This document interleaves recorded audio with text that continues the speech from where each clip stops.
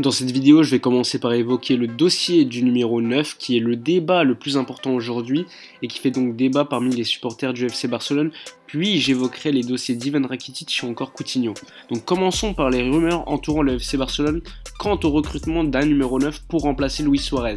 Donc les médias catalans les plus fiables sont assez unanimes. Le Barça ne dépensera pas énormément d'argent cet hiver, tout simplement car le Barça doit être à l'équilibre financièrement d'ici le 30 juin et donc le club d'ici cette date fatidique doit vendre pour 70 millions d'euros de joueurs. Donc les candidats sont assez nombreux pour renforcer l'attaque du Barça en ce mois de janvier, mais les rumeurs les plus insistantes concernent quand même deux joueurs. Tout d'abord Pierre-Emerick Aubameyang, donc l'attaquant d'Arsenal, et Rodrigo Moreno, l'attaquant de Valence. Donc on va commencer par Aubameyang, qui est le 9 préféré de la direction du FC Barcelone pour renforcer l'équipe.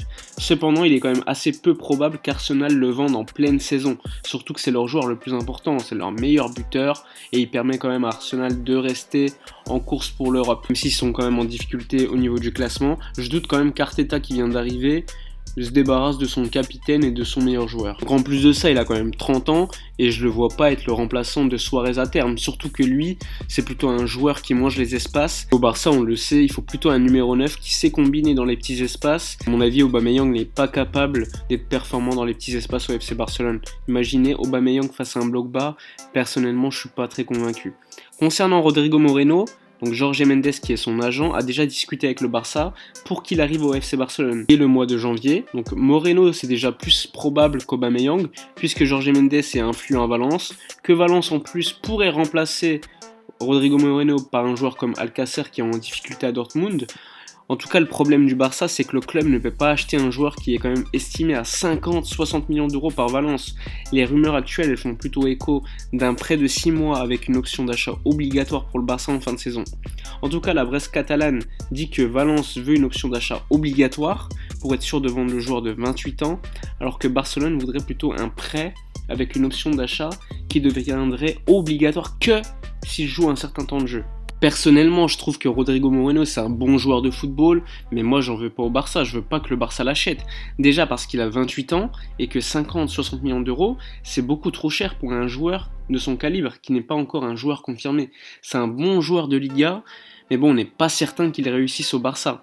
Surtout que je trouve son profil assez similaire à Griezmann, donc un joueur qui sait quand même combiner, qui prend la profondeur même plus que Griezmann, mais je suis désolé, c'est pas du tout un buteur. La preuve, il a mis que 2 buts cette saison en Liga, et le Barça cherche un buteur pour suppléer Suarez, pas un joueur de relais.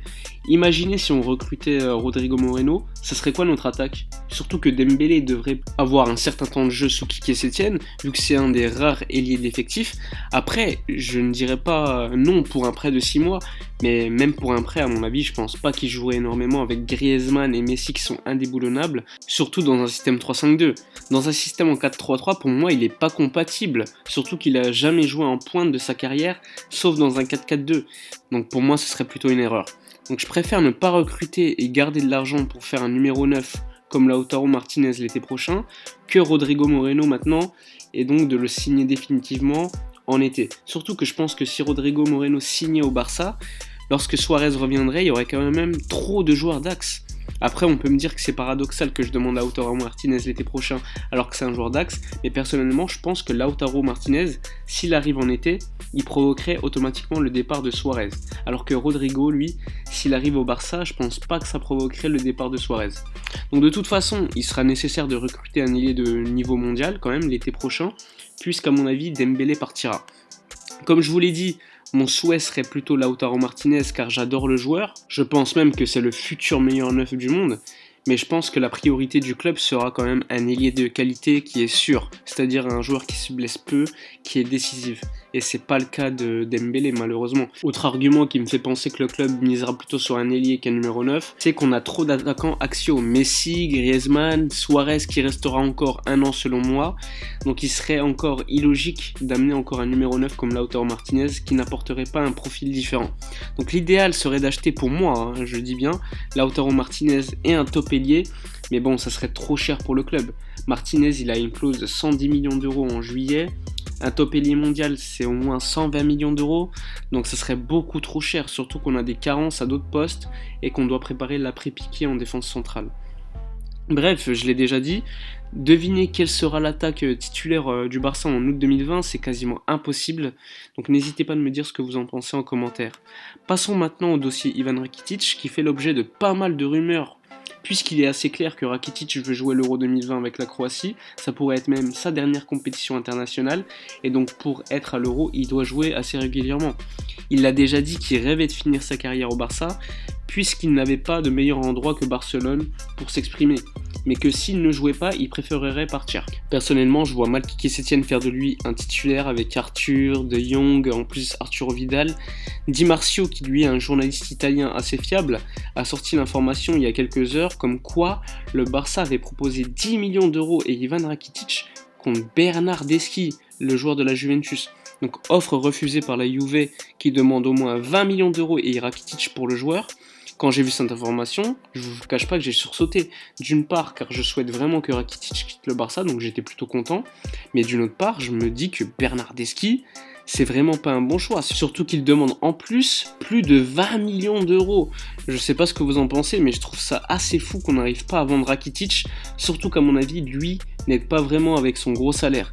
Donc la presse catalane a dit hier que Quique Sétienne ne comptait pas sur Rakitic, puisqu'il comptait plutôt sur Arthur. Donc le club essaierait bien de vendre Ivan Rakitic. Bon, on verra bien ce qui va se passer dans ce dossier, mais franchement, je pense pas qu'Ivan Rakitic bougera cet hiver, mais j'espère me tromper.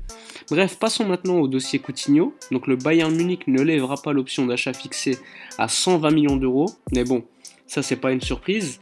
Le Bayern va plutôt investir sur Leroy Sané, donc le joueur de Manchester City, et peut-être Kai Havertz du Bayer Leverkusen.